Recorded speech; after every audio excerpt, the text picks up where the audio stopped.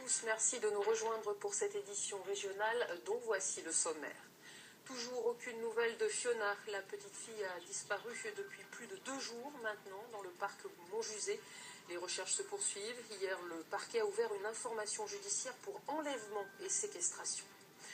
Au chevet des sirènes, la ville de Clermont testait hier son dispositif d'alerte sonore, un réseau national devenu aujourd'hui obsolète.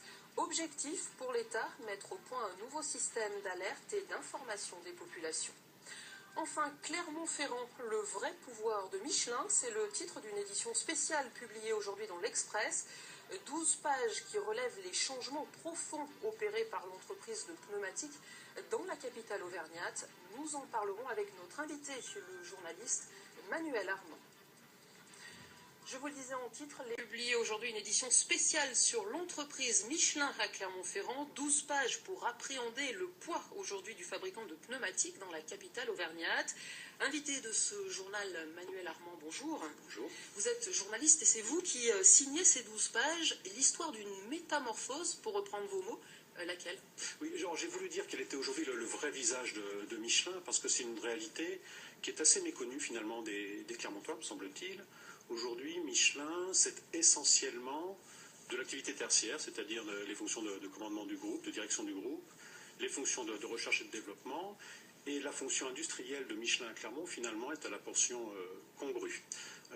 Pour illustrer ça, je vais vous donner un chiffre. En 92-2012, c'est-à-dire en 20 ans, le nombre d'ouvriers a été diminué par 2, on est passé de 8000 à 4000.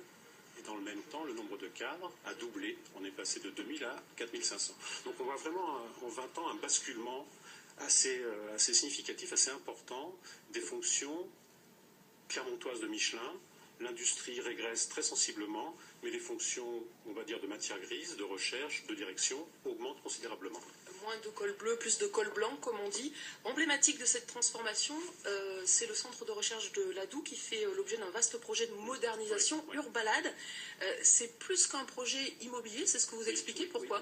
Oui, parce que ce qu'il faut bien comprendre, c'est que la compétitivité de Michelin sur les marchés mondiaux, elle tient elle tient en très grande partie à la capacité d'innovation de Michelin. Elle tient essentiellement à la performance du centre de recherche de l'Adoux. Et alors, il y a un grand projet immobilier, mais ce qu'il faut bien comprendre, c'est que c'est l'aboutissement finalement d'une réorganisation de la recherche avec un objectif d'amener beaucoup plus rapidement les nouveautés sur le marché. Et ça nécessitait de refaire le centre de recherche qui date de 65, donc 65, c'est il y a bientôt 50 ans, et de manière pratique, le centre était devenu assez obsolète. Donc c'est un très très gros projet, c'est 100 millions d'investissements pour faire travailler 3300 techniciens, ingénieurs, chercheurs. Alors d'un côté des investissements dans la recherche, de l'autre les signes d'une désindustrialisation avec des friches, des espaces qui se libèrent en centre-ville. La reconversion de Catarou serait à l'ordre du jour? Oui, alors Catarou, c'est une très grande usine, 1921, c'est le symbole de la puissance industrielle de Michelin, et c'est aussi aujourd'hui le symbole de la métamorphose de Michelin. Catarou, c'est 55 hectares en centre-ville. C'est une grosse forteresse industrielle, mais c'est une forteresse qui est vide aujourd'hui. Enfin, vide, pas complètement. Il y a encore environ 3000 personnes qui travaillent, mais 3000 personnes sur 55 hectares, ça veut dire que, je sais pas, c'est un tiers du site qui est occupé aujourd'hui. Michelin ne pourra pas conserver une friche industrielle parce que ça coûte très cher, parce que ça pèse sur les bilans pour des tas de raisons.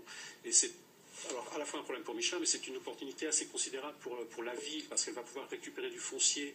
55 hectares de Catarou, c'est 55 hectares de centre-ville, quasiment. Avec 2 projets. D'un côté, les pistes au nord. C'est un bâtiment très emblématique de l'histoire de Clermont. Alors là, aujourd'hui, la réflexion est de nouveau ouverte. Pendant un moment, on pensait que Michelin pourrait installer son musée. Ça ne s'est pas fait pour des raisons assez compliquées. Aujourd'hui, c'est de nouveau ouvert. Alors, tout est ouvert aujourd'hui. L'avenir le dira. Un dossier à suivre en tout cas. Absolument. Merci Manuel Armand d'avoir accepté notre invitation. Je rappelle que vous publiez dans l'Express de cette semaine, en partenariat d'ailleurs avec France 3 Auvergne, un cahier de 12 pages intitulé Clermont-Ferrand, le vrai pouvoir de Michelin. Merci. Merci. Ouvrir le monde.